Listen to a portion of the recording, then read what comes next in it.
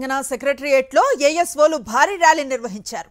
పాత ఏఎస్ఓలకు పదోన్నతులు ఇవ్వకుండా కొత్త వాళ్లకు పోస్టింగ్లు ఇవ్వడంపై అభ్యంతరాన్ని వ్యక్తం చేశారు. సీఎం ప్రిన్సిపల్ సెక్రటరీ శేషాద్రిని కలిశారు.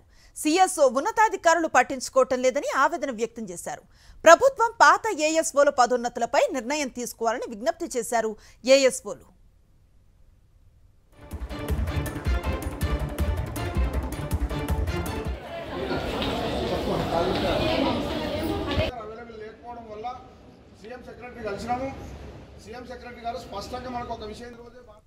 తెలంగాణ సెక్రటరియట్లో ఏఎస్ఓలు భారీ ర్యాలీ నిర్వహించారు.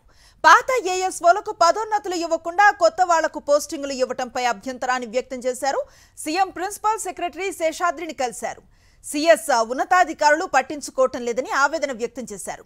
ప్రభుత్వం పాత ఏఎస్ఓల పదోన్నతులపై నిర్ణయం తీసుకోవాలని విజ్ఞప్తి చేశారు ఏఎస్ఓలు.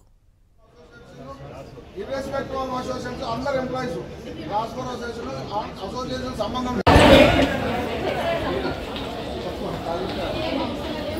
అవైలబుల్ లేకపోవడం వల్ల సీఎం సెక్రటరీ కలిసినాము.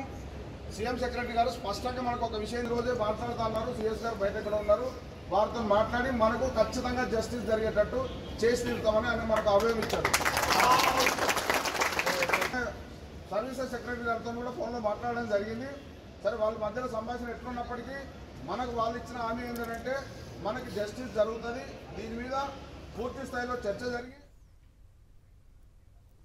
తెలంగాణ సెక్రటరియట్లో ఏఎస్ఓల ఆందోళనకు సంబంధించిన పూర్తి సమాచారాన్ని మా కరెస్పాండెంట్ శేఖర్ అందిస్తారు. శేఖర్, వారికి ఏదైనా హామీ దొరికే అవకాశం కనిపిస్తోందా?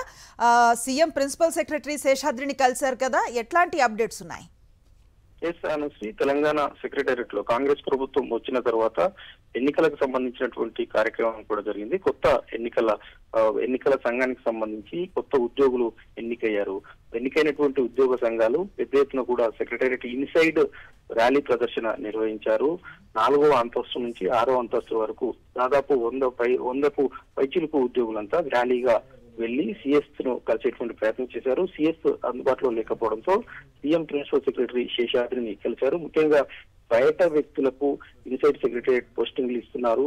ఏఎస్ఓలకు సంబంధించినటువంటి పదోన్నతుల్లో అన్యాయం జరుగుతుంది. 12.5% ఉండాల్సినటువంటి కోటాను 50% పెంచుతూ మహేష్ దత్తా సర్వీస్ కు సంబంధించినటువంటి ప్రిన్సిపల్ సెక్రటరీ మెమోను జారీ చేయడం మీద తీవ్రమైనటువంటి ఆగ్రహం వ్యక్తం చేస్తున్నటువంటి పరిస్థితులు ఉన్నాయని చెప్పుకోవాలి. వీటి మీద అభ్యంతరం వ్యక్తం చేస్తూ సీఎం ప్రిన్సిపల్ సెక్రటరీ దృష్టికి తీసుకెళ్లడం జరిగింది. ప్రిన్సిపల్ సెక్రటరీ ఈ విషయం మీద ప్రభుత్వం ఇంకా డిసిషన్ తీసుకోలేదు. ముఖ్యమంత్రి దృష్టికి కూడా ఈ విషయం వెళ్ళలేదు.